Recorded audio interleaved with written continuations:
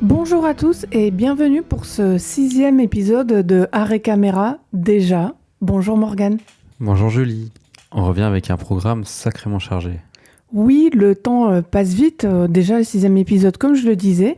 Et on a quand même passé beaucoup de temps devant des écrans pour cette émission, à la fois en salle, au cinéma et sur notre canapé. Sacrilège. On l'avait annoncé il y a 2 semaines. Puisqu'une fois n'est pas coutume, nous allons parler d'une série, mais avec quand même plein de cinéma dedans. Le cabinet des curiosités de Guillermo del Toro, qu'il a lui-même produit pour le compte de Netflix. Pour rester dans la thématique de l'horreur et qui sait peut-être vous donner de l'inspiration pour votre soirée d'Halloween, nous-mêmes, Morgane pour l'instant on n'a rien prévu. Donc on va parler d'horreur au passage, parce qu'il n'y en a pas eu qu'au cinéma et dans les séries ces 15 derniers jours. On a continué à en entendre des horreurs dans le cinéma, sur le cinéma. C'est certainement le pire film d'horreur du moment. Tu veux dire on va dire les propos réitérés sur le cinéma français. Le cinéma français qui, en plus, est accusé d'être raciste, est aussi accusé d'être bourgeois. Comme d'habitude, les choses sont plus complexes qu'elles en ont l'air, et je pense que les auditeurs habitués à Arrêt Caméra l'ont compris. On va discuter du cinéma français dans notre sujet qui fâche.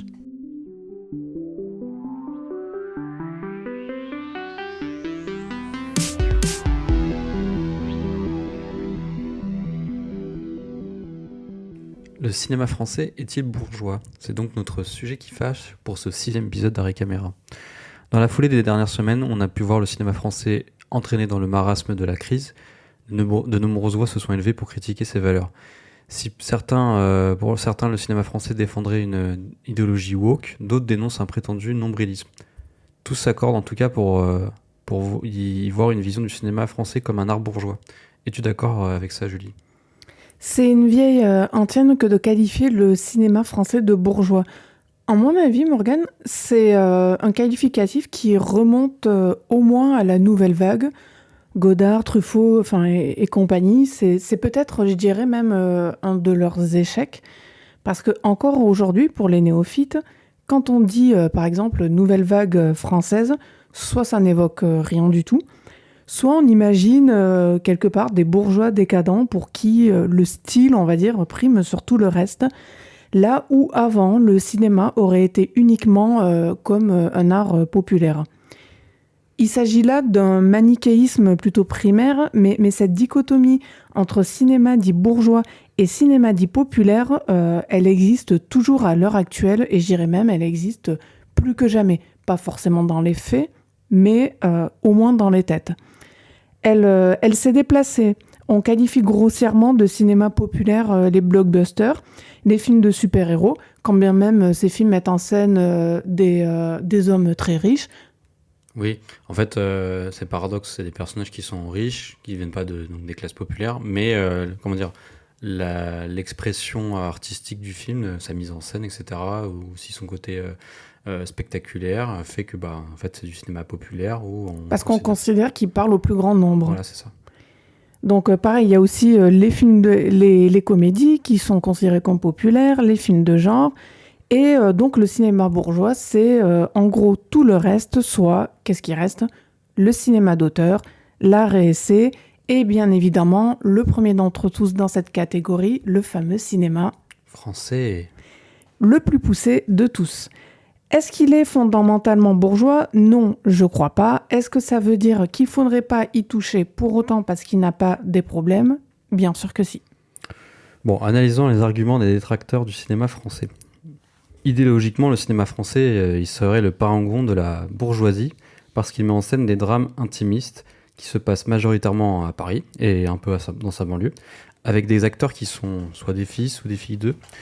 Les écoles de cinéma, elles sont soit payantes et donc extrêmement chères, soit gratuites mais accessibles par l'intermédiaire d'un concours difficile, et donc qui avantagerait ceux qui bénéficient d'un capital culturel supérieur, donc une sorte d'élite. Malheureusement, pour ce qui concerne le népotisme ou le coût des études de cinéma, le schéma est le même dans n'importe quel pays. Aux États-Unis, au Royaume-Uni, en Corée du Sud, en Espagne. Pour n'importe quelle étude, au final, enfin, je veux dire, ça demande un capital culturel supérieur, de l'argent, etc. Enfin, on minimise pas le problème, mais le cinéma n'est pas le seul secteur touché, et la culture non plus. Partout, tout ce qui concerne les études, dans tous les cas, il y a une forme d'élitisme. Pour ce qui est du genre de film majoritaire produit en France, oui, il est vrai que nous sommes spécialistes du drame. Il faut dire qu'on est plutôt talentueux en la matière, et c'est sûrement un héritage, je pense, littéraire. De la littérature française. Voilà. D'ailleurs, si on regarde les pays où la production nationale est plus ou moins florissante, on s'aperçoit que le cinéma américain est le principal pourvoyeur de films à grand spectacle, que l'Espagne a pendant longtemps été le maître étalon du fantastique en Europe, ou encore que la Corée du Sud, elle s'est fait un nom grâce à ses thrillers. Ce n'est pas les seuls genres qu'ils ont dans ces pays-là.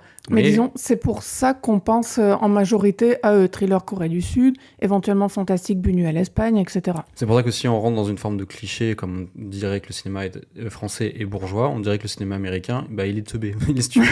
Alors qu'on va pas dire ça, on va dire qu'il y a deux grands cinéastes américains. Et puis si on regarde la Corée, bah, on parlait d'Aung San Suu il y a peu dans un autre épisode, il est coréen, il y a pas Et que à des ma thrillers. connaissance, voilà, il fait pas de thriller. Hein. Voilà, c'est ça. Donc, c'est à la fois une logique économique et artistique. On produit ce qui est de qualité et qui en même temps rapporte de l'argent. C'est pour ça qu'en France, on fait beaucoup de drames intimistes, dans l'esprit un peu bourgeois. Et à propos de drame, d'ailleurs, un drame, à ma connaissance, c'est pas forcément bourgeois. Des drames, il y en a dans toutes les couches de la société. On naît, on vit, on meurt. À ma connaissance, les riches, ils meurent aussi. Jusqu'à présent, on n'est pas encore au niveau de l'immortalité. On va regarder quelques titres français sortis au cinéma récemment. Par exemple, Le sixième enfant, une femme qui n'arrive pas à en avoir et qui va payer des pauvres pour. En soi, il y a des bourgeois et des non-bourgeois, mais le fait de ne pas pouvoir avoir d'enfants, c'est pas spécialement bourgeois, ça concerne tout le monde. C'est universel. Oui. Novembre, c'est sur les attentats. Là, pareil, c'est pas un film bourgeois. Jacques Mimoun, c'est une comédie d'aventure inoffensive. Belle et Sébastien, c'est un film familial. Simone, qui a été énormément décriée par la critique, c'est un biopic. Enfin là, j'ai pris 5 exemples de films français sur un mois de sortie où il y a de tout. Je pourrais encore continuer un moment comme ça. On constate quoi? Juste ça, qu'il y a effectivement de tout, pour tous les goûts, du cinéma plus ou moins exigeant, de genres divers, avec des histoires qui sont aussi très différentes, et des problèmes ou des situations qui, je le redis, peuvent toucher absolument n'importe qui dans la société. On l'a dit dans un autre épisode de Arrêt Caméra, chaque semaine, il y a au moins 10 films en salle. On va dire à peu près sur ces 10 films, 5 films français minimum. Ouais, au moins la moitié. À la louche. Aucun de ces films ne se ressemble. Aucun ne parle de la même chose. Aucun ne traite les mêmes sujets. Dans les faits, c'est bien évidemment plus varié au niveau du cinéma français qu'on le dit. Donc ce qui est varié n'est pas forcément bourgeois. Oui, effectivement, je te suis complètement, Julie. On a effectivement le cinéma le plus varié au monde, n'en déplaise aux détracteurs, d'un point de vue des genres abordés. Tout juste peut-on regretter l'absence d'un cinéma d'horreur de renom, par exemple, mais ces dernières années, on montre un changement de paradigme, avec notamment la Palme d'Or de Julia Ducournau. Et puis il y a des gens qui essaient aussi. Oui, c'est ça. Il ne manque plus que le public qui suit, en fait. Si tu regardes les films d'horreur en français, ils n'ont pas un succès, comparé à ce qui se passe avec Smile, Pas par encore. exemple, ou Halloween, là, récemment, qui font plus de 500 000 entrées. Voilà, le public ne suit pas pour le cinéma de genre français. Donc pour les blockbusters, on ne concurrencera jamais malheureusement la manne financière hollywoodienne, mais comme on disait dans le dernier numéro d'Arrêt Caméra, il y a des tentatives de cinéma à grand spectacle à venir dans les prochaines années. Puis même dans les genres les plus représentés en France, il est important de briser l'idée que le cinéma français ne montrerait que des problèmes bourgeois. Les arguments avancés sont malhonnêtes, car ils font état d'une vision partielle et biaisée du cinéma français. C'est très loin d'être parfait, et on ne peut qu'encourager les producteurs à financer davantage des films de ce type. Mais il faut reconnaître la très grande diversité culturelle représentée dans notre cinéma. Et là, on peut encore citer des exemples. Parmi les plus connus, il y a Audiard, et Lajli, pardon, qui ont gagné respectivement une Palme d'Or et un César, pardon, du meilleur film et aussi un prix du jury à Cannes. C'est aussi à ça que je pensais pour Les Misérables, avec deux films qui justement se passent en banlieue. Donc c'est Dipan et Les Misérables, comme je viens de le dire. Et si on veut voir une représentation de la banlieue qui est moins tendue que chez ces deux-là, parce que c'est quand même des films où voilà, on parle certes de la banlieue, mais dans ses rapports conflictuels internes. Donc on peut se tourner vers Gargarine, qui est sorti l'année dernière, qui a d'ailleurs eu un beau succès d'estime, et qui était nommé parmi les meilleurs premiers films au César, donc ce qui Il y n'est a pas rien. aussi la Tour de Niclou qui va venir en janvier ou février 2023, qu'on n'a pas beaucoup aimé, mais voilà, c'est un film de banlieue qui change aussi, Oui, je c'est trouve. ça, dans le genre horrifique, justement. Où il y a eu La vie scolaire aussi, qui est une comédie qui a eu un succès assez phénoménal en 2019 et qui était réalisée par Grand Corps Malade. Donc les classes moyennes, prolétaires, agricoles, elles ont tout le droit à leur contingent de films chaque année. On a aussi des films LGBT, des films qui montrent la diversité de la société française, effectivement, et qui écrivent autre chose que les histoires caricaturales à propos des minorités, sur lesquelles on revient souvent, mais qui sont finalement pas si présentes que ça dans le cinéma français. Le temps des films où on voyait des acteurs, notamment d'origine maghrébine, uniquement dans des histoires à consonance raciste ou jouer des terroristes, c'est terminé. Il n'y a qu'à voir la carrière de grands acteurs qui sont des artistes comme Roche Dizem, Afsia Herzi et j'en passe, je ne les connais pas tous malheureusement, mais on pourrait en trouver bien plus.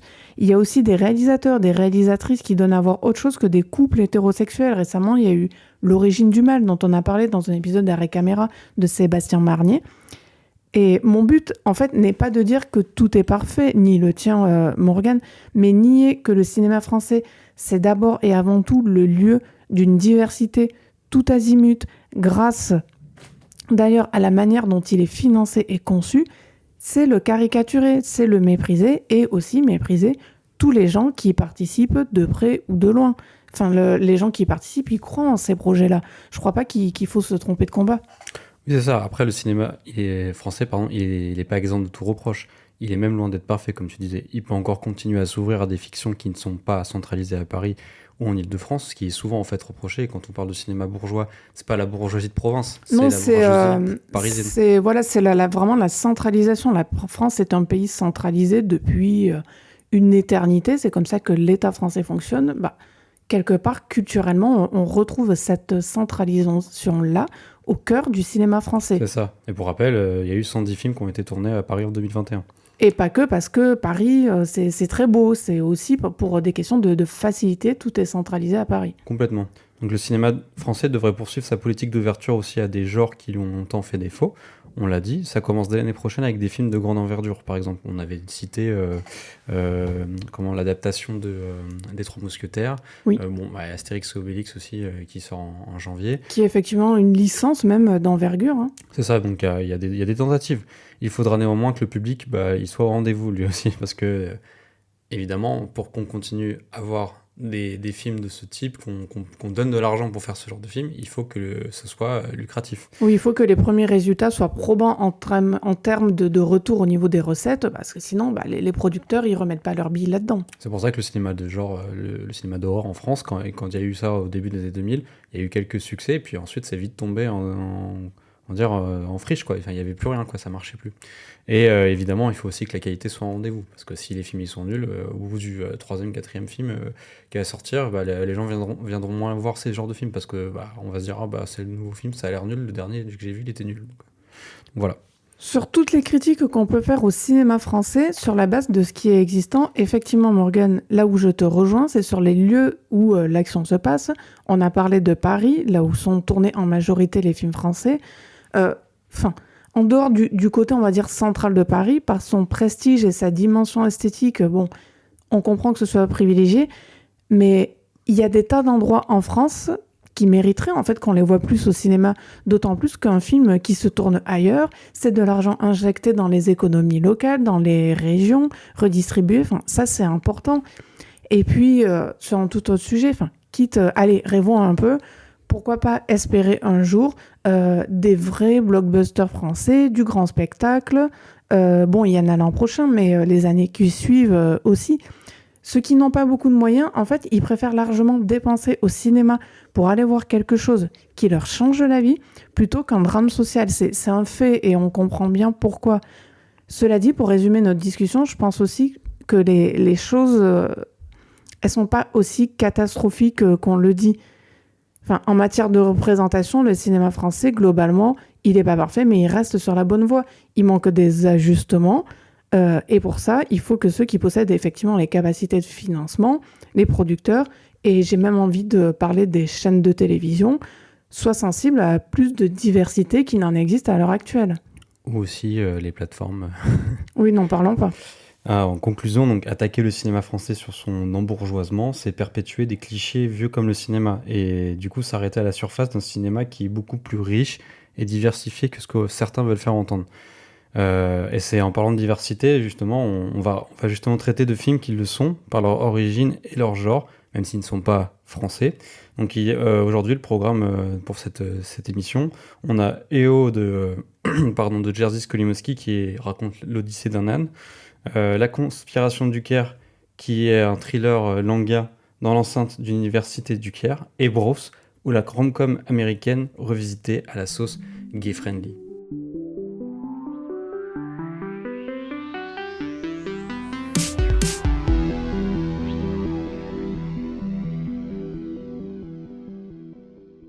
À 84 ans, Jerzy Skolimowski, qui n'a rien perdu de son énergie, revient en salle avec I.O., distribué par ARP Sélection, un film qui s'inspire du fameux Au hasard Balthazar de Robert Bresson, sans en être un remake et qui suit les aventures d'un âne. I.O. qui a reçu le prix du jury au Festival de Cannes de 2022. Film qui a nécessité en tout 6 ânes, le principal et ses doublures dont je ne connais pas les prénoms, pour en incarner un seul. Morgane, vu qu'il s'agit d'une histoire peu classique, est-ce que tu peux nous parler du début du film ? Ah oui, Julie. Donc, comme tu l'as dit, on suit l'âne du titre, I.O., de son exploitation dans un cirque en Pologne, rendu agréable par la bienveillance de sa maîtresse Cassandra, jusqu'aux campagnes d'Italie, là où finit son grand voyage.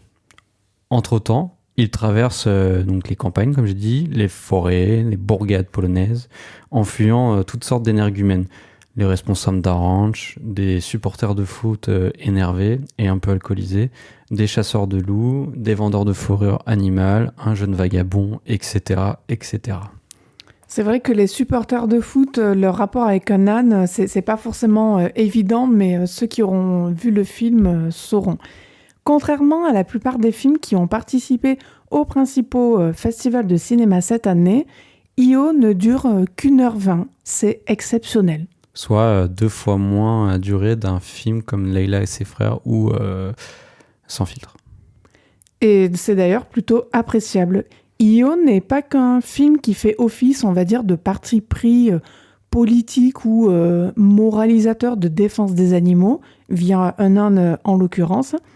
Plutôt que de multiplier des séquences avec des événements qui seraient très dramatiques et forcés, le film choisit de prendre beaucoup de distance avec sa propre histoire, quitte à avoir des moments qui semblent absurdes de temps à autre pour se concentrer sur le regard. On va me demander qu'est-ce que ça change au fond, ce à quoi je répondrai, ça change tout, puisqu'il s'agit de l'essence même du film. En focalisant son énergie sur le regard de son âne, I.O. en fait construit une mise en scène forte qui mélange anthropomorphisme, c'est-à-dire prêter à un animal tout un ensemble de caractéristiques considérées comme étant humaines, et une sensibilité qui est exacerbée. Ouais, c'est exactement ça, Julie. Et ceci sans passer par le pathos. L'émotion, elle circule dans le film à quelques moments. Ici, on peut citer les retrouvailles et aussitôt le déchirement des adieux entre Cassandra et I.O. Et là, I.O. observant de manière stoïque un loup en train d'agoniser après avoir été la cible de chasseurs. Et forcément, on éprouve de l'empathie pour l'âne en voyant à la fois à travers ses yeux, tout en restant à l'extérieur. C'est ce jeu de point de vue qui fait la force du film.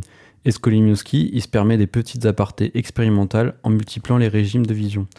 À un moment donné, on voit depuis un drone ou un autre depuis la caméra d'un petit robot. C'est-à-dire que parfois, on voit à travers le regard de l'âne I.O., c'est-à-dire on voit ce que I.O. voit, donc c'est comme si I.O. tenait une caméra, et parfois, on voit à distance de Io, c'est-à-dire on voit ce que vit et traverse Io. C'est ça. Et ces changements de régime, ils s'accompagnent de déformations de l'image, des filtres rouges, aussi rouges que le sang, une anamorphose. Alors, est-ce que tu peux préciser, Morgane, ce que c'est une anamorphose? Tout le monde le sait pas. Ouais, une anamorphose, c'est quand l'image, elle est, tu vois, déformée, complètement tordue, d'une manière à ce qu'il y ait des effets un peu de flou sur le côté, des choses comme ça. D'accord. Notamment pour ceux qui connaissent un peu en peinture, tout ce qui est les memento mori, c'est-à-dire les têtes de squelettes dans des peintures, souvent elles sont déformées sur le côté, et en fait si on se place d'un certain côté, elles reprennent la forme d'un crâne. Ça, c'est une forme d'anamorphose. Ok. Voilà. Et donc il y a donc les différents moyens d'expérimentation. Donc j'ai cité les anamorphoses, il y a aussi les visions nocturnes, on a des ralentis, donc des points de vue différents avec celui d'Io au centre du film, et dont seuls les humains sont exclus du film. Une manière pour Skolimowski, par la mise en scène, de faire un film brillant sur la condition animale à l'ère du capitalisme et du numérique. Et on voit d'ailleurs que dans le film Io, c'est vraiment l'âne qui compte et pas les êtres humains, parce que les êtres humains sont toujours plus ou moins des personnages de passage, dont il y en a certains pour qui le passage dure plus longtemps dans le film, mais la plupart passent, viennent et s'en vont et ne persistent pas dans l'histoire. Mais comme quoi, on peut aussi avoir des films d'auteurs qui utilisent des technologies qui sont très récentes. Io est un exemple pertinent d'utilisation du drone pour ce que cet appareil peut créer d'images qui semblent tout droit sorties du futur dans ce film-là. Le film a un côté mécanique, voire même science-fiction par endroits. Ce n'est plus la quête d'un homme, c'est la quête d'un âne humanisé qui sera éventuellement celle demain d'un robot. Malgré sa condition, Io est trimballé dans toute l'Europe grâce à la technique, le camion, les voitures, etc. Et lui aussi, quelque part, accuse la perte d'une solidarité qui existait peut-être avant. Skolimowski, le film avec les autres animaux, chevaux, loups, etc., comme si c'était des individus qui se toisaient, des étrangers qui ne se comprennent pas, qui ne parlent pas la même langue, et de facto entre qui il n'existe aucune solidarité. Contrairement, par exemple, à ce qui a été relevé dans les cahiers du cinéma, c'est pas le film animal made in Disney, il faut se sortir ça de la tête en allant voir celui-là. La seule chose qui intéresse Io, c'est le souvenir d'avoir été heureux, on peut dire ça, heureux, à un moment donné de sa vie. Pour le reste, ses réactions sont difficilement prévisible. Il a sa propre logique et par extension, quelque part, le personnage de l'âne Io correspond bien à ce qu'on dit des ânes, à savoir qu'ils sont têtus. Tout à fait, Julie. Effectivement, il est relativement insondable lorsque le spectateur n'a pas accès à ces bribes de souvenirs, parce qu'effectivement, il y a des moments où c'est entrecoupé dans le film, des petites bribes de souvenirs. Pour ce qui est du chacun pour soi des animaux, c'est surtout pour, comme tu disais, démystifier une vision qu'on a du monde animal qui est en partie issue des représentations qu'en a fait Disney. C'est pas Bambi, quoi. Les animaux, ils coexistent, mais ils ne sont pas amis, ils ne communiquent pas entre eux. Il n'y a pas de langage commun. Et pourtant, Io, il peut être considéré comme une sorte de conte. Lors d'une séquence dans les bois, on est littéralement chez les frères Grimm. C'est vrai que j'ai parlé de science-fiction, mais on peut dire qu'il y a aussi dans Io la part de merveilleux qu'on retrouve dans les contes. C'est ça. Donc dans cette séquence, dans la forêt, on a les faisceaux lumineux des armes des chasseurs qui remplacent par exemple les ogres, les sorcières dans les contes. Tu disais que si dans 50 ans on faisait un remake d'Io, comme Skolimowski en a fait au hasard Balthazar. Est-ce qu'on peut parler vraiment de remake d'ailleurs? Parce que j'ai cherché à ce sujet, Morgane, j'ai fait énormément de recherches pour voir si oui ou non Skolimowski avait lui-même parlé de remake. Il a dit qu'il a beaucoup aimé Au hasard Balthazar, c'est un film qui l'a marqué. Des critiques ont parlé de remake, d'autres ont dit que c'était pas tout à fait un remake, mais j'ai l'impression que c'est un terme qui fait pas mal de débat entre Io et Au hasard Balthazar, c'est-à-dire que la filiation côté remake, elle est pas si évidente que ça. Toi qui as vu les deux, parce que moi j'ai pas vu les deux, qu'est-ce que t'en penses, Morgane? Non, mais en fait, pour toi, c'est un remake ou pas? Remake, c'est un mot valise en fait, parce que économiquement, c'est pas un remake, il a pas acheté les droits du film de Bresson. Ah d'accord, pour qu'il y ait remake, il faut acheter les droits d'un film, tu vois, je le savais pas. Oui, alors en fait, un vrai remake, c'est un film qui refait le film, c'est-à-dire en ayant acheté les droits. C'est vrai, ok, je vois la logique. Alors que là, en fait, c'est un remake, mais plus, en esprit. C'est-à-dire, en fait, il refait plus ou moins le film en le citant, enfin, d'une certaine manière, tu vois. Il lui rend hommage. Il lui rend hommage, mais voilà, il prend suffisamment de liberté vis-à-vis du film, que du coup, même au niveau des droits, c'est pas attaquable, quoi. Vous avez fait un remake, mais ça pourrait être mis à la justice, tu vois. Mais donc on peut dire que c'est un hommage. Le film, il reprend plus ou moins un postulat de départ, mais après, il change complètement. Donc en fait, on suit un âne, certes, mais alors que dans Au hasard Balthazar, on reste dans un village. Et en fait, ce qui intéresse Bresson, c'est les rapports humains, alors que là, du coup, à travers les regards d'un âne, alors que là, du coup, chez Skolimowski, finalement, les rapports humains, on n'a quasiment pas le temps de s'attacher à eux, en fait, entre eux. C'est plus... Ils font partie du décor, en fait, les rapports humains, plus qu'ils ne sont au centre de Io de Skolimowski. C'est ça, en fait, ce qui est intéressant, c'est le regard de l'âne, en fait. Voilà, c'est pour ça que, évidemment, on va le comparer au film précédent, enfin le film de Bresson, parce qu'il y a une filiation, mais... Parce qu'il y a un âne au milieu. Voilà, et puis parce qu'aussi Skolimowski a dit qu'il a fait ce film en pensant au hasard Balthazar. T'as failli dire au bazar Balthazar, je trouvais ça très drôle. Et c'est ça. Donc, tu disais que si dans 50 ans on faisait un remake d'Io, on pourrait le remplacer par un robot. D'ailleurs, je pense, moi, que le film dont tu évoques la possibilité d'être fait, il a déjà été fait. Et il s'agit de AI, de Steven Spielberg, qui est d'ailleurs aussi un film, c'est assez marrant, qui est intitulé En 2 lettres, où on suivait l'odyssée de David, donc un robot enfant doué de plus ou moins de sentiments, même si on pense que c'est des choses, c'est des codes, quoi, en fait, des sentiments humains, à travers un monde où l'humanité a progressivement disparu. Ce qui, par moments, on le ressent aussi dans Io, tu vois. Il y a des moments où il n'y a plus d'êtres humains, quoi. C'est assez impressionnant. Oui, ils sont comme interchangeables, en fait, les êtres humains dans Io, hormis, effectivement, le personnage de Cassandra, parce qu'il a un rapport particulier à l'âne Io. Ouais, justement, c'est pour ça que je vais venir dessus. Donc, le film AI est plus sentimentaliste que Io, mais en même temps, tout l'enjeu d'un tel film, c'était justement de questionner la part d'humanité chez un androïde sophistiqué. Où est la limite entre l'humain et le robot. Pour moi, c'est aussi ce que fait d'une certaine manière Skolimowski, de manière moins poussée, mais l'âne, à des moments, il a des souvenirs, donc il y a une forme de mélancolie. Oui, de nostalgie, qui est en fait un sentiment qu'on retrouve chez l'humain. C'est ça. Et justement, pour parler de Cassandra et de la recherche de cette forme de bonheur que représente ce personnage, dans Spielberg, donc dans AI, tout le périple du personnage de David, c'est en fait, il veut retrouver sa mère adoptive qui l'avait rejeté après avoir eu un deuxième enfant, parce qu'en fait, à la base, c'était un enfant pour remplacer leur premier qui était décédé et il pensait qu'il pouvait plus avoir d'enfant. Et donc après, il l'abandonne lâchement et pendant tout le film, il recherche sa mère, en fait. Et là, c'est un peu le postulat aussi de Dio, d'une certaine manière. Il recherche Cassandra, mais voilà.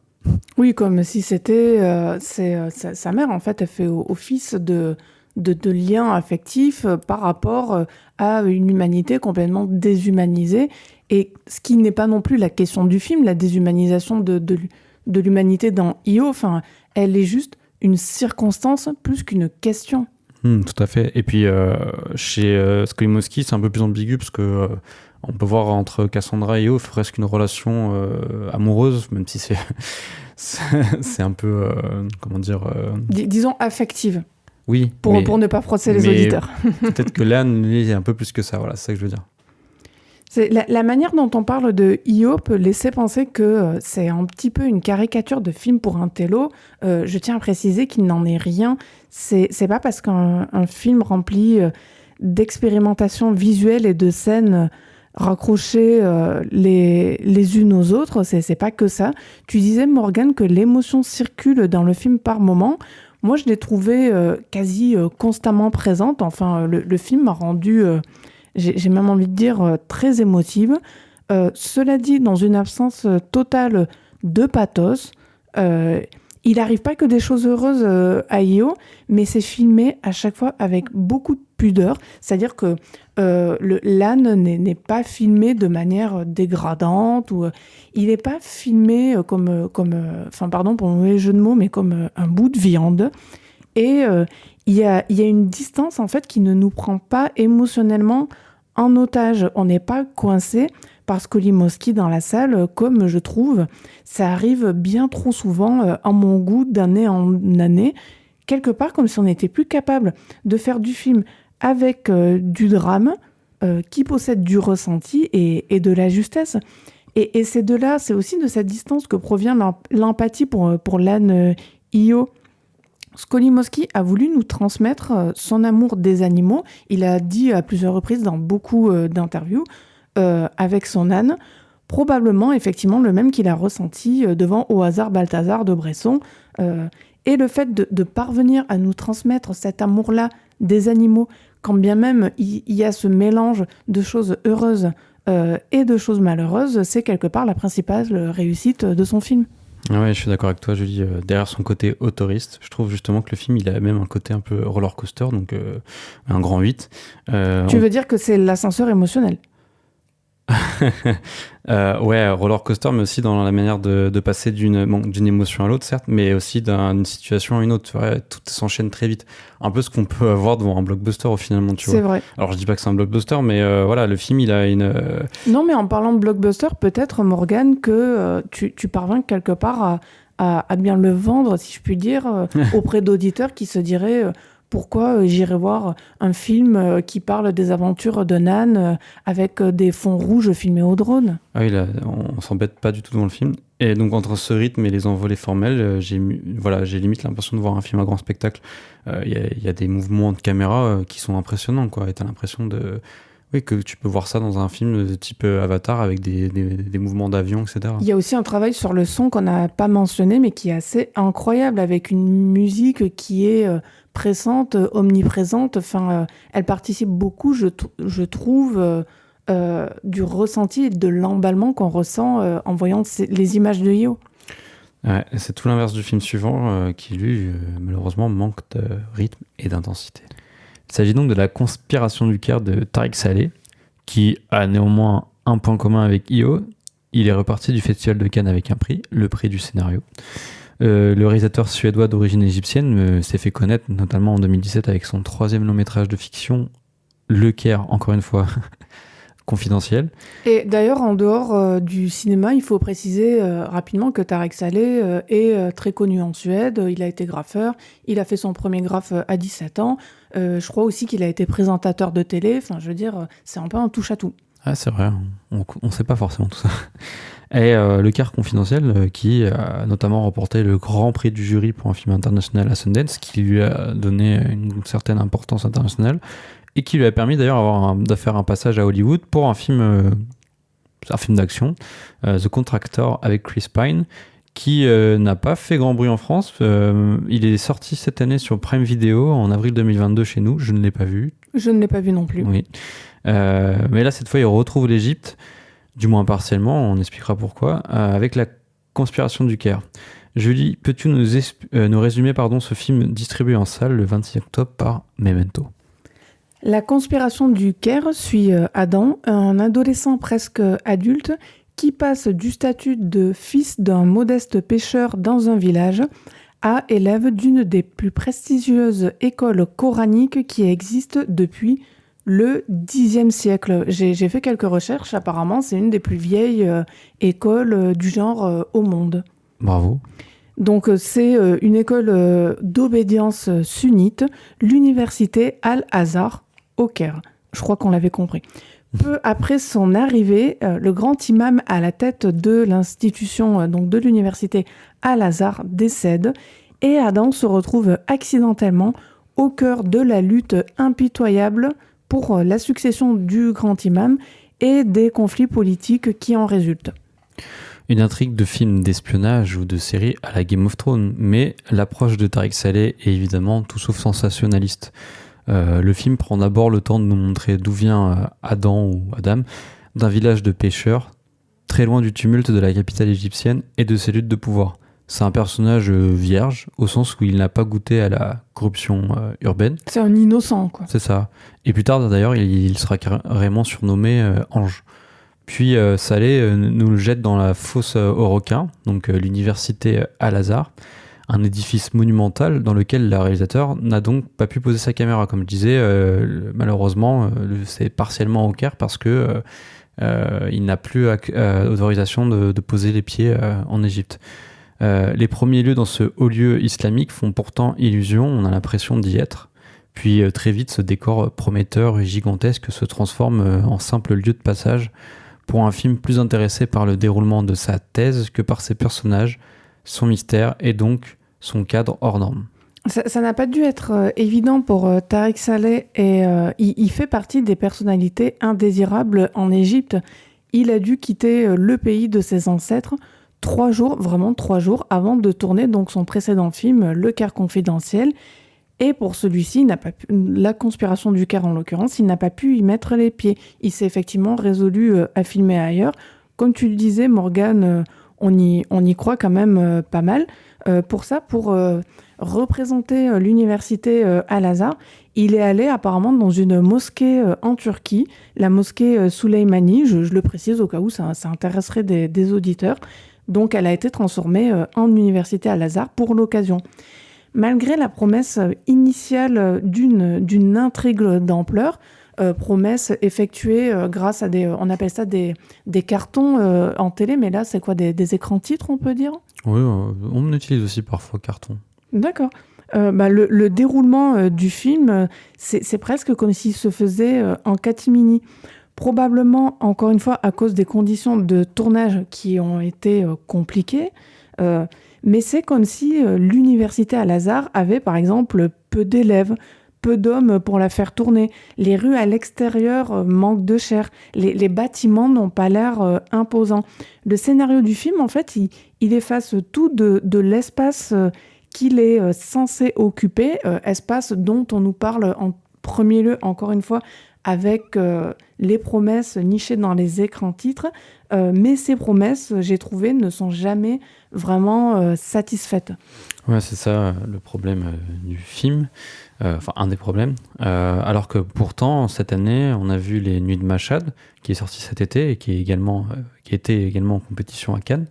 Ali Abbasi, le réalisateur des Nuits de Mashhad, il a rencontré le même problème. Il n'a pas pu tourner son film en Iran, puisqu'il est aussi persona non grata, non désiré, mais il a quand même réussi à donner corps à la ville de Mashhad, qui pour le coup a une vraie présence dans le film. Quand bien même moi je n'aime pas trop le film, c'est quand même un des grandes qualités du film. On circule à l'intérieur, on la voit beaucoup, c'est un enjeu du film. On y croit plus pour le coup dans Les Nuits de Mashhad, effectivement. C'est ça. Et puis en soi, c'est pas neuf de voir un film qui se tourne dans un lieu qui prétend en être un. Enfin, c'est souvent commun. On a vu The Grey Man, par exemple, ça se passe dans un château de la Loire, alors qu'on est censé être en Croatie. Enfin, voilà, c'est même le cas on va dire peut-être un film sur 2 à la louche au minimum. Oui, je pense, oui. Souvent pour des logiques d'économie. Oui, de coût. On ne peut pas partir partout dans le monde pour faire des films. Tariq Saleh, il ne s'empare jamais du décor de son film. C'est ça le problème. Le Caire, qui n'est donc pas le Caire, est également vite ignoré par sa caméra. Après une première virée nocturne dans la ville, sous fond de transgression, de lâcher prise, avec un personnage de mentor qui s'appelle Zizo et qui a son importance dans le film. Après cette séquence, malheureusement, la capitale, elle est uniquement réduite à des passages transitoires en voiture ou en bus et qui mènent à des scènes de dialogue entre Adam et le colonel Ibrahim, qui est un militaire bourru, mais avec, on verra au fur et à mesure du film, un cœur. Oui, qui a une empathie qui est croissante dans le film. Contrairement aux autres personnages du film qui font partie du gouvernement, et qui fait de Adam, justement, sa taupe dans l'université. Et au passage, le colonel Ibrahim est joué par Fares Fares, qui est joué déjà dans Le Caire confidentiel, et qui est très très bon dans le film, qui est d'ailleurs, je trouve, le meilleur acteur du film. Donc ces échanges, ces scènes de dialogue sont au sein d'un pseudo Starbucks, une sorte de café américain. Et voilà, le Caire, ça devient plus que ces scènes-là. Et on pourra rétorquer que, certes, le cœur du film n'est pas là, mais dans les échanges entre les différents personnages du film qui font avancer l'intrigue. Or, le Caire ou l'université, pour moi, ils ont une importance parce qu'ils donnent une identité au film et ils permettent de développer notamment... Enfin, ils sont censés développer le personnage d'Adam parce qu'on le voit quand il transgresse... parce qu'on a l'impression qu'ils sont interdits de sortir, en fait, et ils passent par une sorte de passage. C'est aussi pour ça, d'ailleurs, que dans ces rencontres avec le colonel, elles se passent quelque part toujours dans cette espèce de café similaire au Starbucks. C'est pour rappeler tout ce à quoi, en tant qu'Égyptien dans une école coranique, Adam n'a pas droit et ne peut pas prétendre quand il mange son brownie et son milkshake dans ce café et qui fait la taupe. En même temps, il y a une double subversion. Il y a une subversion du fait d'être un espion et il y a une subversion aussi par la pratique consommatrice dans laquelle il se trouve. Ouais, je suis d'accord, Julie, mais tu seras d'accord que du coup, c'est quand même globalement dommage de restreindre la transgression à un café et un latte, enfin un latte et un gâteau. C'est un symbole. Donc pour moi, le personnage d'Adam, il n'est pas assez développé, il n'y a pas assez d'éléments autour et au fond, ça devient une coquille vide, irritante. Il n'est plus que le porte-flambeau du récit, et plutôt qu'un personnage à part entière.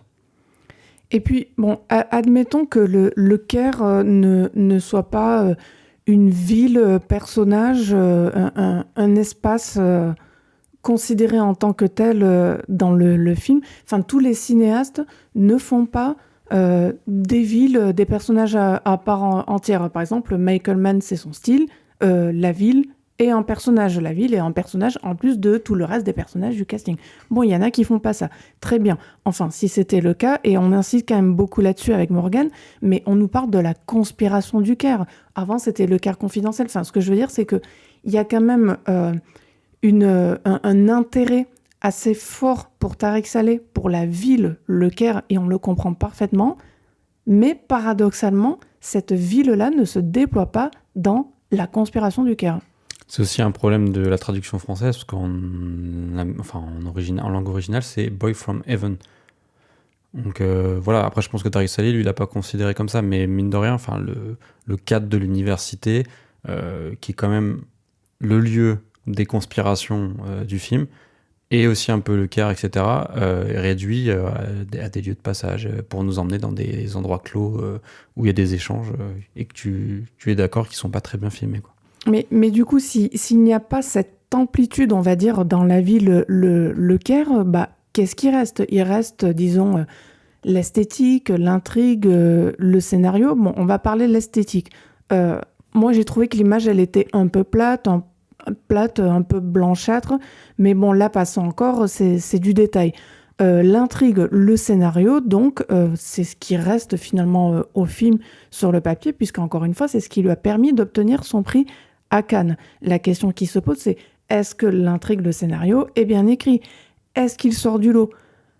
En fait, c'est un peu délicat à dire, mais pas vraiment. D'abord parce que finalement, le scénario, il manque d'enjeu.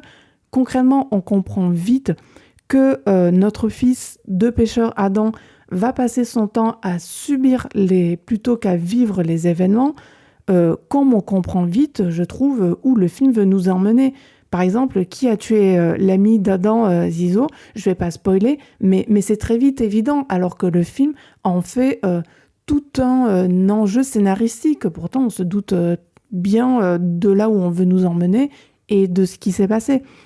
L'imam qui sera à la tête de l'université Al-Azhar, c'est une succession sans retournement qui sont véritablement imprévisibles.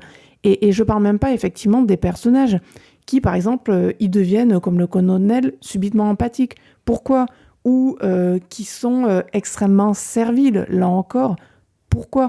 C'est pas que c'est pas un mauvais scénario, parce qu'on va nous dire « Oh, vous êtes très dur, vous en faites beaucoup ». Non, c'est pas un mauvais scénario, c'est un scénario qui est vite fait, bien, pas excellent, pas génial. C'est un scénario qui est tout juste bien à cause de son manque de consistance. Oui, c'était paradoxal de donner un prix de scénario à un fil cousu de fil blanc. Bon, après, on va pas critiquer le film parce qu'il a eu un prix. C'est aussi, on peut critiquer simplement le scénario qui n'est pas. Et c'est normal de questionner un prix du scénario au regard du scénario d'un film. Donc moi, j'ai eu l'impression d'avoir déjà vu ce film plein de fois et en mieux.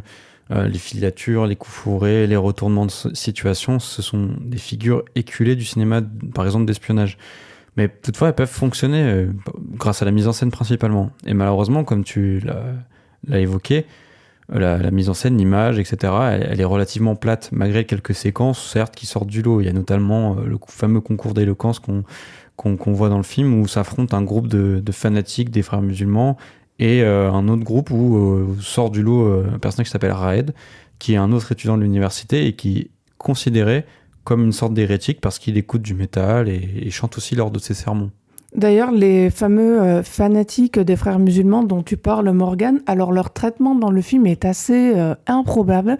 C'est-à-dire, on en fait tout un ressort du scénario pour, au final, et on va pas dire comment, les laisser tomber. C'est-à-dire, ils disparaissent du cadre, pouf, on ne les revoit plus. Il se passe une séquence et ils sont évoqués. Et c'est pas une séquence d'élimination, il n'y a pas de mort, hein, ils sont Non, rien évacués du tout. Ils sortent, on ne sait pas ce qu'ils deviennent. Ouais, tout à fait.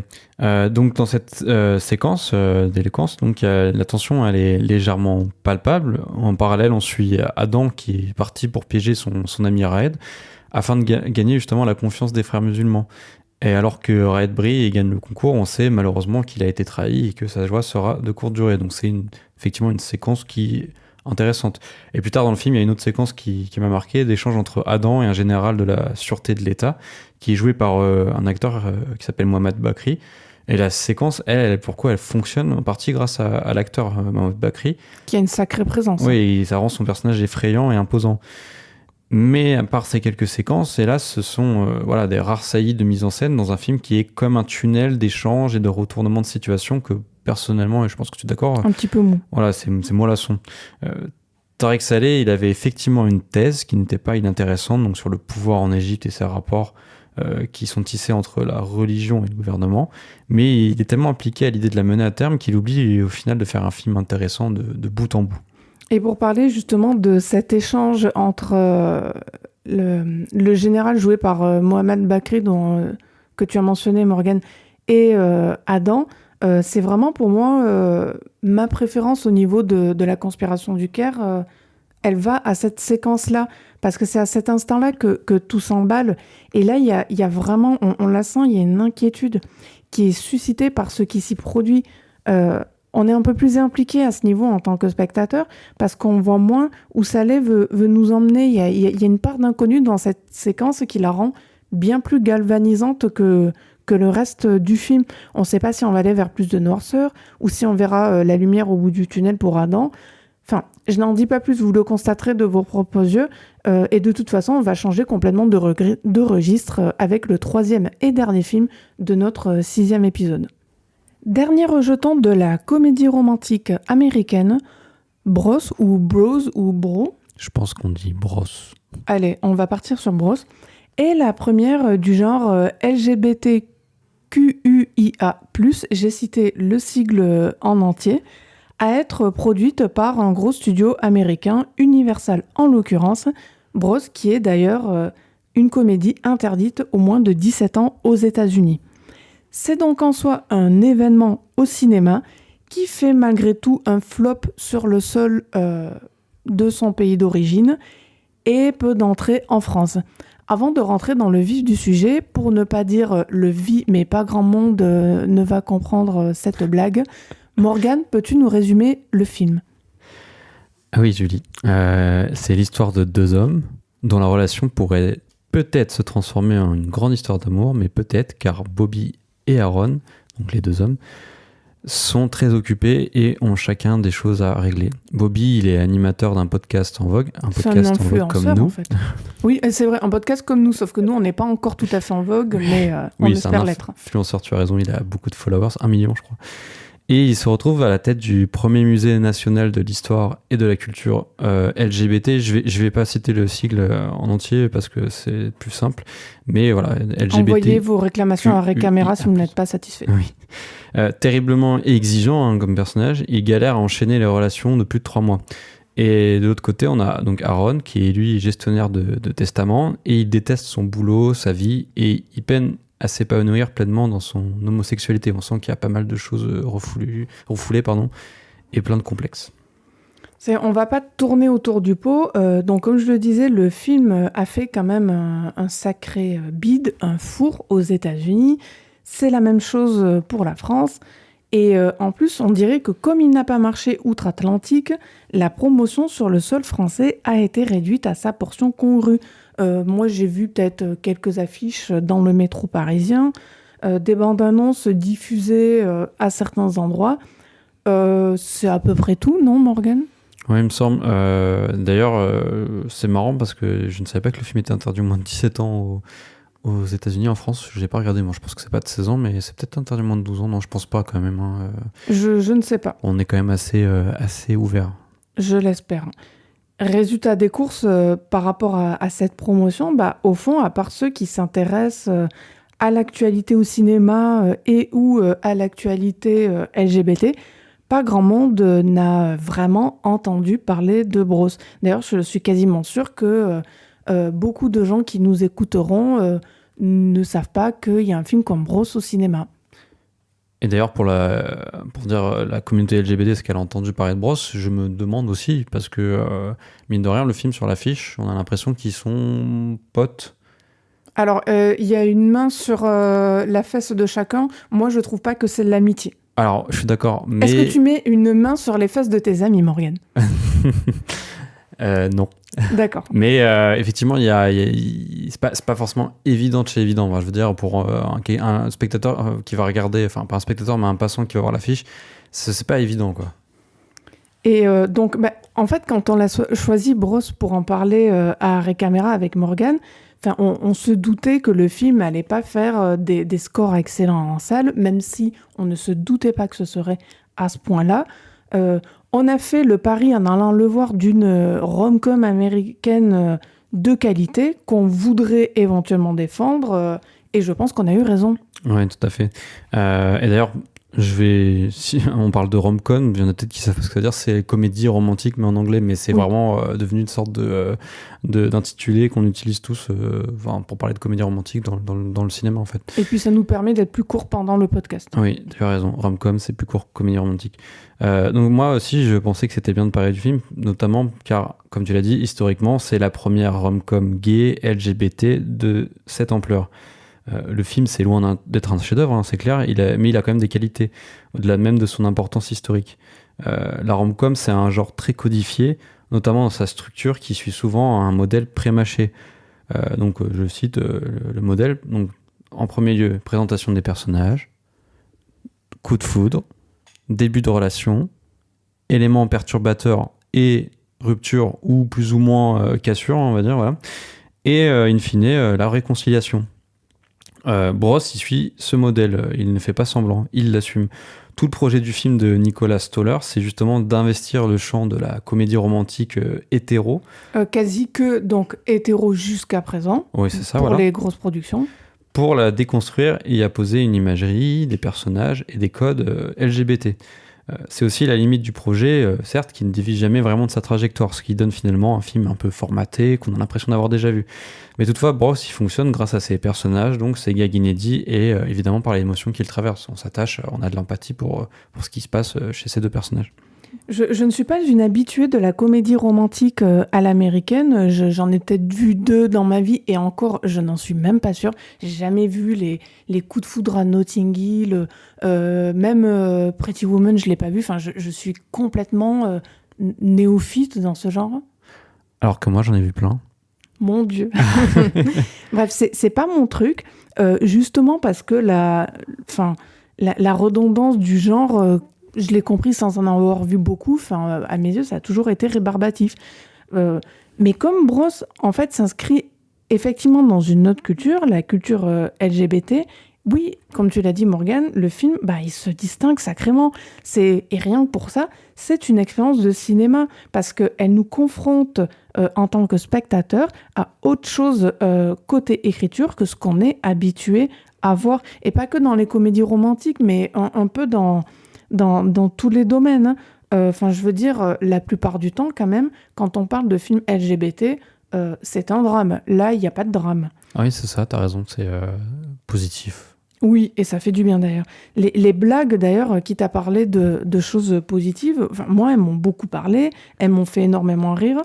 Je les ai trouvées plutôt bien conçues et inoffensives, pas dans le sens où elles ne seraient pas drôles, mais parce qu'elles n'attaquent personne, tout juste parfois si elles raillent l'hétérosexualité. Quand on a Bobby qui dit à Ron, mais pourquoi vous faites autant de muscu, c'est pour aller en guerre ou quoi? Enfin, sur moi, ça fonctionne, même si là, je le dis, et je ne suis pas très très drôle. Veuillez m'excuser. Quand Bobby se sent dépassé parce que il ne cède pas au culte du corps qui peut exister dans la communauté gay, c'est vrai, c'est moins léger que ça en a l'air. Et ça pose aussi des vraies questions, c'est pas juste une comédie superficielle. Jusqu'où, par exemple, on est prêt à aller pour trouver l'amour? Est-ce qu'on doit se compromettre dans ce processus? Et puis c'est fait de manière fine, c'est-à-dire en fait, il rejette ce culte du corps, mais au final, il est attiré par un homme qui représente tout ça, en fait. Oui, Même c'est si un paradoxe. il n'est pas que ça. C'est un paradoxe, c'est un ressort comique. C'est ça.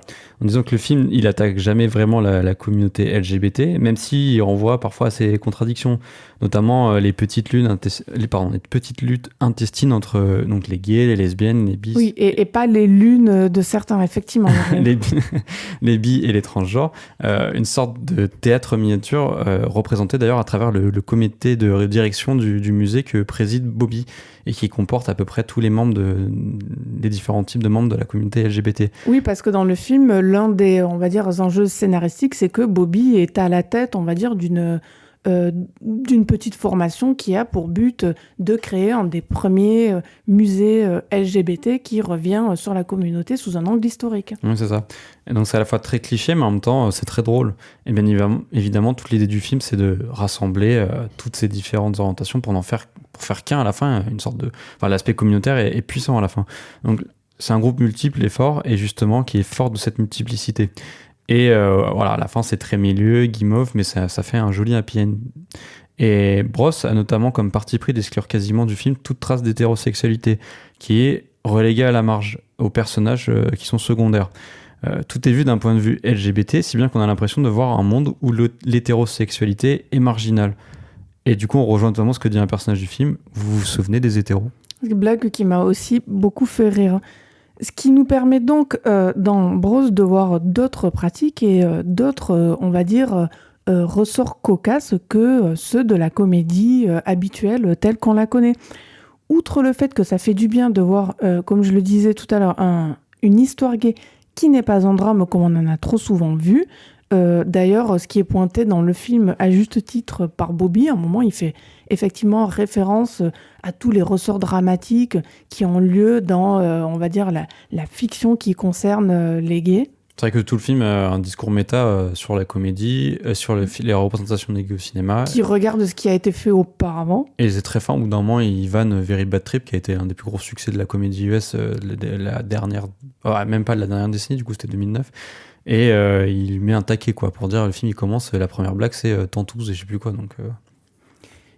D'ailleurs, Bros ne fait pas l'impasse sur tout ce qui est sexualité, bien au contraire. Je sais, parce que je l'ai lu sur les réseaux sociaux notamment, il y a des hétéros qui ont été ou qui vont être gênés par certaines scènes. Il va y en avoir qui vont quitter la salle ou qui ont quitté la salle, justement à cause de la représentation du sexe gay dans Bros. Et franchement, c'est dommage, mais au moins, le film ne prend pas de gants et montre juste les choses telles qu'elles sont. Et oui, ça fait extrêmement plaisir de voir des orientations sexuelles différentes, des gays, des lesbiennes, des bi, des trouples, des relations libres et aussi des réflexions par rapport aux relations libres et à la monogamie qui font partie des ressorts dramatiques du film, et de constater que le film Bros se joue de toutes ces différences pour parfois les charrier doucement. Ça reste un film de gentil, mais qui n'est ni ingénu ni naïf pour autant. C'est agréable d'en voir au cinéma. Ce qui m'inquiète, c'est qu'il risque surtout de ne pas y avoir de grosses productions LGBT comiques par un grand studio avant longtemps, vu encore une fois les résultats au box-office. Tout ça pour dire que si vous voulez vous changer les idées et que vous avez besoin d'un film, on peut le dire feel good, qui ne soit pas bête non plus, allez le voir, il le mérite. Oui, comme le dit Julie, pressez-vous, parce que je pense pas qu'il va rester longtemps à l'affiche. Déjà que les comédies US est en perdition, l'échec de Bros, il s'inscrit dans cette lente et longue agonie. C'est la comédie US. Bon, moi, encore une fois, j'en ai pas vu des masses, comme je le disais, voire quasiment pas, mais c'est un genre qui fait plus forcément énormément d'entrées au cinéma. C'est ça, il y a 15 ans, c'était un âge d'or. C'était quoi, par exemple, comme chiffre à la louche Plus de 100 millions d'entrées. Combien Pardon, pas entrées. 100 millions de recettes. De recettes aux États-Unis. Oui, ça reste quand même conséquent. C'est vrai, ça n'a jamais été un truc fou, la comédie US. Mais la comédie US, il y a quand même des comédies US qui ont fait plusieurs millions d'entrées en France. Il y en a qui ont très bien marché. Quelques-unes, ouais, mais je suis pas sûr, mais 40 ans toujours plus haut, je crois que ça a plus de 500 000 au moins. Mais oui, la comédie US, c'est pas. Je parlais vraiment au niveau de du succès dans le pays américain. Donc aujourd'hui, la comédie, elle est plus un genre en soi aux États-Unis. Elle est diluée dans des blockbusters, notamment dans les films avec Dwayne Johnson ou bien les films Marvel. Il y a des éléments comiques en fait. Le but c'est de faire rire. Plus un trait de personnalité d'autres films que un genre en soi. Voilà, c'est des films légers avec des éléments comiques, mais c'est pas le genre principal. De toute façon, si tu regardes les blockbusters aujourd'hui, c'est des films qui ont plusieurs styles de genre en fait, fantasy, science-fiction. Donc là, aujourd'hui, les stars telles que Jim Carrey, Will Ferrell, Ben Stiller, d'ailleurs qui fait un caméo très drôle dans le film, ou Jonah Hill ont disparu des écrans ou ont dû se recycler dans d'autres genres. Jonah Hill, par exemple, il a fait des drames, ou alors il est devenu réalisateur aussi. Il a fait quelques films. Bros, il met en avant deux acteurs à l'alchimie certes parfaite, mais qui sont hélas deux inconnus. C'est certainement un élément qui explique aussi l'échec du film en salle. Alors, c'est des inconnus, moi je les connaissais pas, mais c'est aussi des inconnus aux États-Unis. Du moins dans la comédie à grand public, quoi. C'est vrai. Il me semble qu'ils ont fait des séries, mais à confirmer. Donc c'était l'occasion de Bros de donner un coup de fouet à la comédie US, et je pense que Judd Apatow, donc qui est le producteur du film et qui était justement un chef de file de la comédie US à l'époque de l'âge d'or, donc un maître du box-office, il a dû tomber de haut devant les résultats du film. Et pareil pour Nicolas Stoller, pourtant l'un des rares à connaître encore du succès en salle.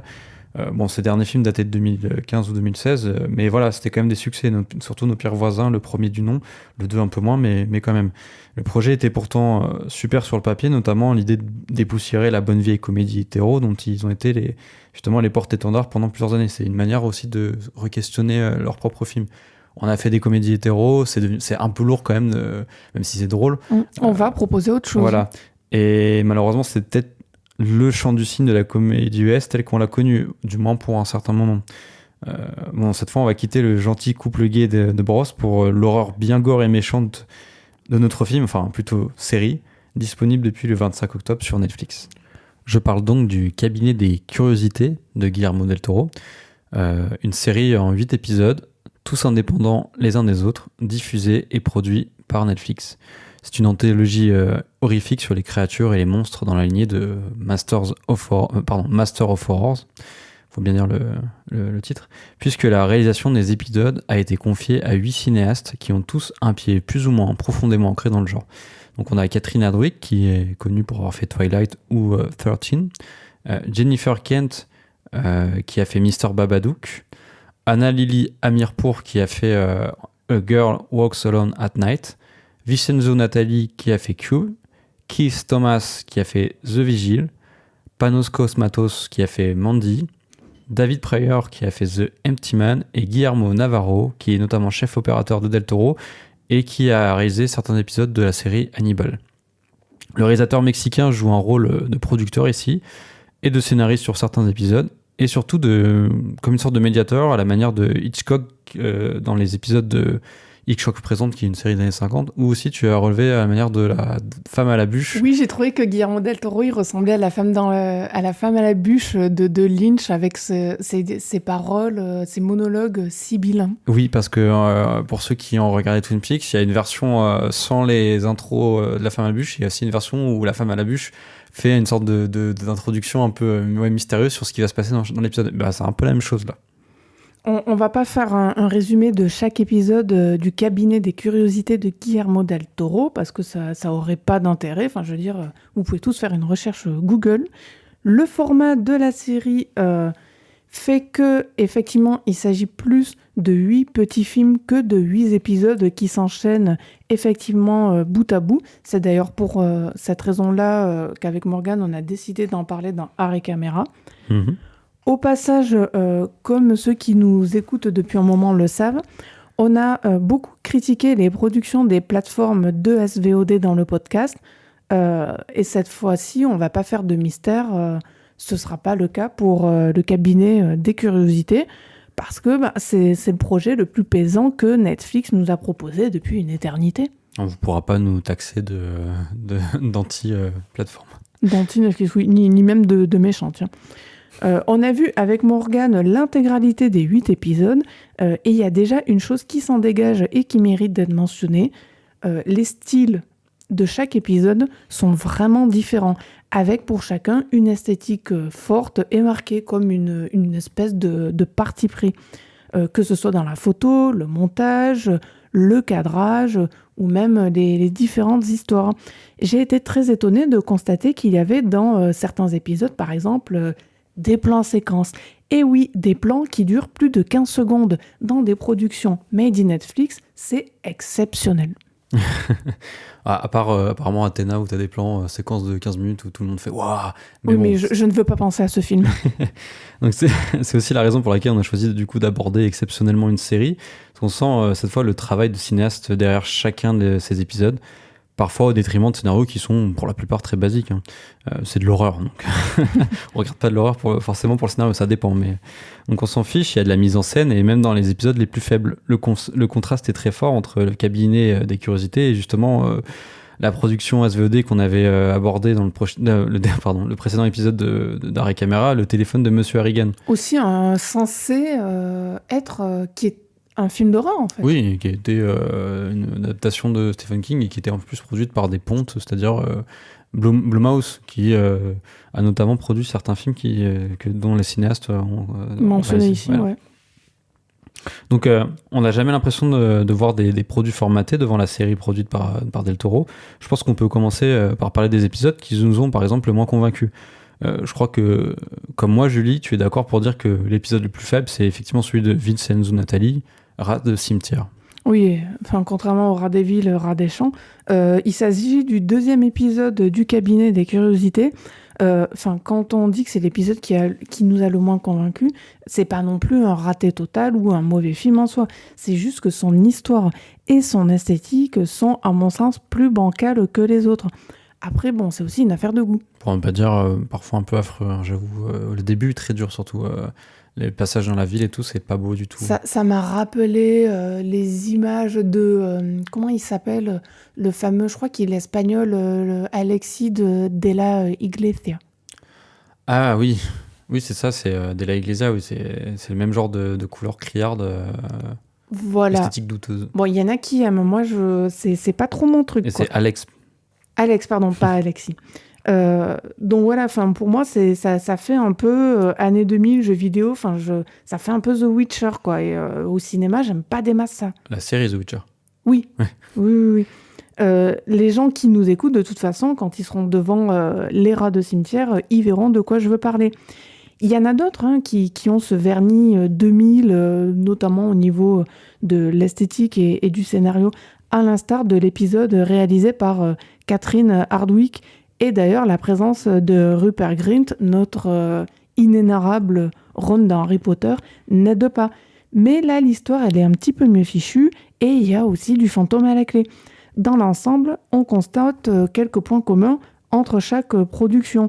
Ceux qui, par exemple, aiment les fantômes seront ravis parce qu'il y a du choix entre esprit frappeur, monstre d'outre-tombe et l'accent est particulièrement mis sur l'horreur gore, chargée en hémoglobine, dont un épisode en particulier que je déconseille aux âmes sensibles qui souhaiteraient le regarder en déjeunant ou en dînant.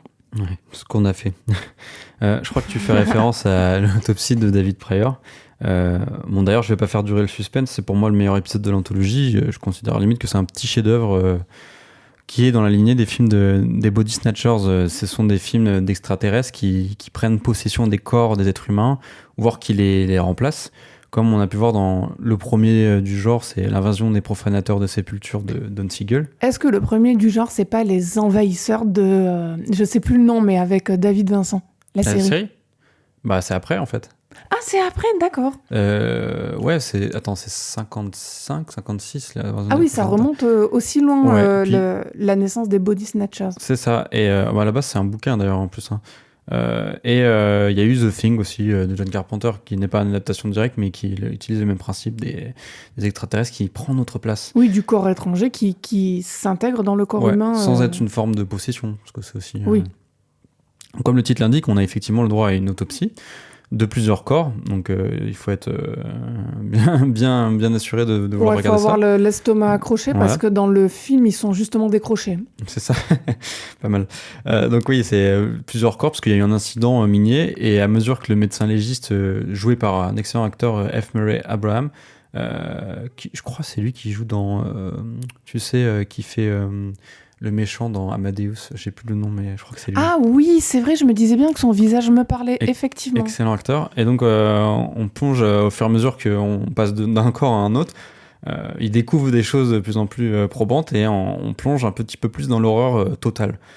Et le gore et le body horror, c'est effectivement très présent dans l'anthologie, parmi les meilleurs épisodes justement.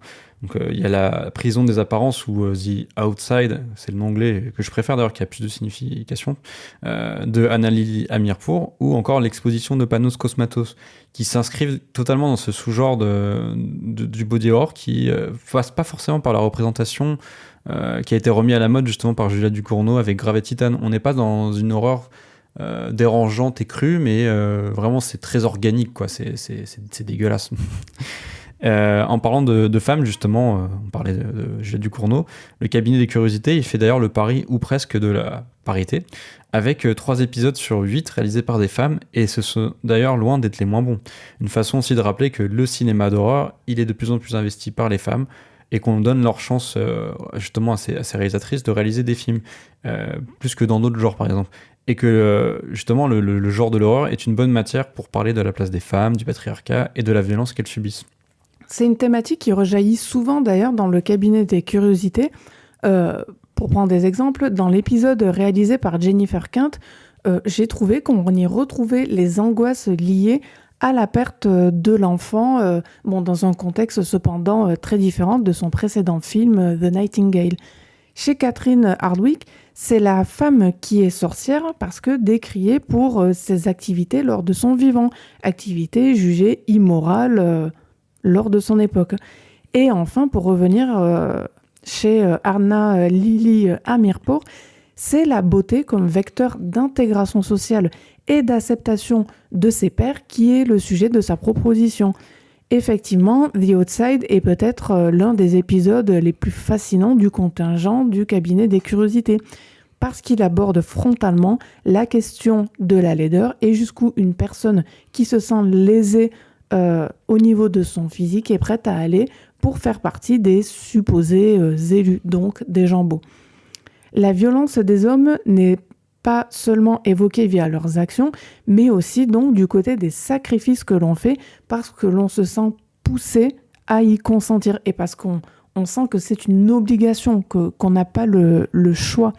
Raconter autant de choses en 1 heure, c'est pas facile. Chaque épisode, et particulièrement ceux qu'on cite ici, sont appuyés du coup par des scènes qui sont fortes en sensorialité ou on peut le dire, comme tu y faisais référence Morgane, en matière organique. On est au cœur de l'angoisse que l'horreur peut susciter, même si ce n'est pour parler à nouveau de The Outsider qu'avec une simple crainte de beauté qui est la propriété a priori non terrifiante de s'écouler sans discontinuer. Enfin, moi, à titre personnel, une crainte de beauté infinie, j'en rêve. Oui, mais elle coule toute seule. C'est-à-dire que en fait, tu ne peux plus l'utiliser après. Ça, c'est de l'horreur. Effectivement. Bah tiens, Morgane, puisque tu prends la parole, c'est quoi ton top 3 des épisodes du cabinet des curiosités ? Bonne question, Julie. Alors, de mon côté, il y a effectivement l'autopsie de David Prior, mais bon, je l'ai déjà mentionné, j'en ai déjà parlé, je vais pas plus divulgacher le film.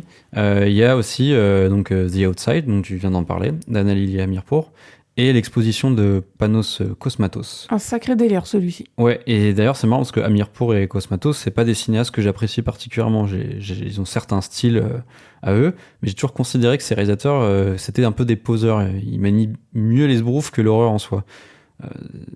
Pourtant, tous les deux, leur meilleur film, le film d'Amirpour, il est très bon en ce qu'il dépeint sans concession la monstruosité d'une vie dans les suburbs américains, donc les fameuses banlieues pavillonnaires où tout se ressemble, à base de ragots, de téléachats, de plats réchauffés. Surtout quand Et de déco de Noël très laide. Oui, aussi, c'est vrai, le début du film. Mais c'est surtout quand on est. Enfin, c'est surtout difficile quand nous, on est. Enfin, nous, comme le personnage, on est à la marge et isolé des autres. Justement, le film, il fait très années 90, et j'ai pensé d'ailleurs au clip de Black Hole Sun de Soundgarden, où il y a une même angoisse diffuse de la normalité. On a déjà vu ça, mais Amirpour a créé de l'horreur à partir, du coup, tu disais, une crème pour le corps, le visage. Et ça, c'est assez neuf. Et en plus, à la fin, ce que j'ai apprécié, elle ne tombe pas dans une sorte de morale. Justement, elle fait le parti pris de l'immoralité. Sans raconter comment le film se termine, effectivement, dans The Outsider, ça nous a énormément surpris. Moi, je m'attendais à quelque chose de fortement moraliste et pas du tout. The Outside. The Outside, pardon. T'inquiète. Chaque fois, je mets un R parce qu'elle est effectivement perdante dans le film. C'est vrai. Pour Cosmatos, on retrouve effectivement le bel écrin vintage de ces films, si bien qu'on croirait voir un film des années 70. C'est toujours du cinéma qui ressemble à un croisement entre Jodorowsky et Kubrick, mais là, on dépasse enfin la pause, notamment grâce à l'humour et des dialogues assez fins. Bon, ils sont un peu débiles, mais il y a une sorte de finesse, je trouve ça assez jouissif. Oui, avec justement beaucoup de distance grâce à cet humour qui est assez pince sans rire. Ouais, c'est ça. Et c'est très très long. Ça prend une grosse partie du film. On croirait limite voir un film de Tarantino par moment avec des scènes qui s'étirent. Enfin, une scène principalement qui s'étire à l'infini avec un long dialogue. Ça dure des plombes, c'est limite 20 minutes du film. On se dit, mais en fait, c'est un film d'horreur. Il y a un côté un peu sketch là-dedans. Mais il y a un fond un peu inquiétant, donc tu te doutes qu'il va se passer un truc. Et c'est pareil, ici, Cosmatos, il met en condition les personnages et en même temps le personnage avec. Parce qu'en fait, il met en condition, je dis, en fait, les personnages, au fur et à mesure de leur discussion entre eux, ils prennent des substances illicites et on va le dire, ils prennent de la drogue. Voilà, au début, ils prennent du whisky et ensuite, ils prennent de l'herbe et après, progressivement, en fait, ils prennent des drogues de plus en plus dures. C'est-à-dire qu'on passe effectivement de l'alcool, qui est la première des drogues utilisées dans le monde, au cannabis, à la cocaïne, et à une poudre contenant probablement des substances psychédéliques. Non, c'est ça, il y a un glissement dans ça qui aussi, du coup, accompagne le glissement vers l'horreur. Moi, je trouve ça très fin. Et du coup, on vire, in fine, dans l'horreur totale. Et en plus, je vous mentionne, parce que j'étais assez surpris, je ne savais pas que c'était lui qui avait fait la bande originale. Donc Daniel Lopatin, alias One Thing Like Never, ça dira pas grand-chose à certains dit comme ça, mais pour ceux qui ont vu, et je pense qu'il y en a pas mal, c'est celui qui a fait les musiques de Good Time et Uncut Gems des frères Safdie. Et là, la bande originale est incroyable. Elle est très très bien dans le film. Et du coup, toi, Julie, c'est quoi ton top 3 ? Moi, je partage avec toi ton avis à propos des qualités de The Outside. Cette fois, je ne vais pas me tromper dans le titre, dont on vient de parler en long et en large, d'autant plus qu'il se passe aux alentours, effectivement, de la période de Noël. Il y a une dissonance assez remarquable entre son contexte et son histoire. Et je retiens aussi celui de Cosmatos pour son imagerie extraordinaire. Moi, ça m'a rappelé les photos des appareils jetables, les Kodak Instamatic qui sont nés au début des années 60, donc qui ont été pas mal utilisés période 60-70, où il y a du bleu froid avec un grain fort et des oranges très appuyés, très chaleureux.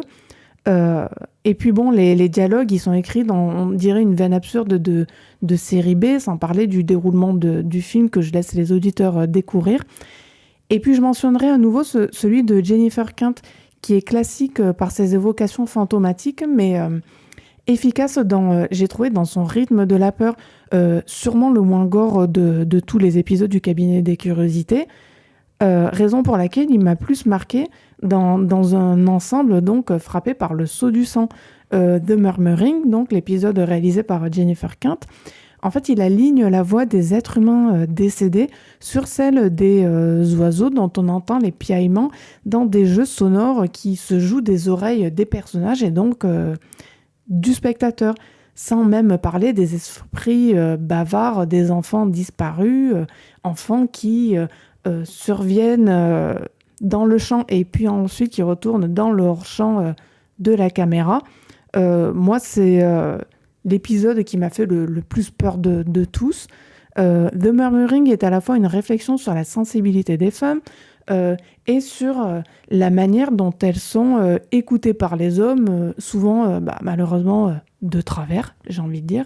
J'ai vraiment trouvé que c'était un des épisodes du Cabinet des Curiosités qui était le plus profond, et en même temps il est vraiment dans la continuée du travail de Jennifer Kent dans son cinéma en matière d'horreur. Et tu fais bien d'ailleurs de parler de cette continuité, parce qu'en fait, moi, le film, je l'ai ressenti comme une sorte de... Enfin, comme si elle refaisait Mr. Babadook, que personnellement, je trouve pas terrible, en fait. Et du coup, elle reprend la même actrice principale. Et il y a, pareil, il y a un même rapport avec l'enfant, une sorte de drame qui est enfoui. Et c'est toujours le rapport de la mère, de la souffrance. Et aussi, il y a ça dans une Nightingale. Mais c'est encore plus fort parce que c'est fantastique, comme Mr. Babadook. Si tu voulais dire autre chose sur le film? Non, c'est bon. Enfin, sur le film, sur la série. On n'est pas habitué à dire la série. C'est vrai. Ce sera sûrement la première et la dernière fois. Oh, on sait pas, on peut pas dire... Ne parle pas de malheur, Morgane. En tout cas, je crois qu'on a fait le tour du coup. Donc c'est bien la première fois qu'on est enthousiasmé par une série, et notamment par une production VOD, SVOD ici chez Arrêt Caméra. On se revoit donc dans 2 semaines pour notre 7e épisode. Au sommaire, on parlera de 2 films cannois qu'on attend énormément. Donc Armageddon Time de James Gray, qu'on aime beaucoup tous les deux en tant que réalisateur, et Pacifiction d'Albert Serra. 2 films qui n'ont pas eu de prix à Cannes d'ailleurs, mais dont on a entendu beaucoup de bien. Et d'un petit film qui n'a pas du tout été au cœur des débats sur le cinéma ces derniers mois, Black Panther Wakanda Forever de Ryan Coogler. Je ne sais pas ce que c'est. Qui sort enfin en salle, on ne l'espérait plus. Quelle surprise! Oui, il y avait un doute, est-ce qu'on allait en parler dans la section VOD ou SVOD? C'était ça. Dans tous les cas, on en aurait parlé. Et du coup, pour la section VOD ou SVOD, on terminera avec un film sur Disney+, aussi. Un film d'horreur. Oui, encore. Et bon, après Halloween fini, tout ça, c'est fini l'horreur. Oui, il y en a trop, moi je veux dormir la nuit. De toute façon, je crois, c'est à la période qu'il veut. J'ai vu, il n'y a pas grand film d'horreur, énormément de films d'horreur d'ici là. Enfin, après la période de novembre. Donc ce sera Barbarian de Zach Cregger, qui est un petit film qui a fait un grand bruit aux États-Unis, un sacré carton d'ailleurs, et qui donc débarque chez nous directement sur Disney+. Donc d'ici là, portez-vous bien et joyeux Halloween. Au revoir. Au revoir.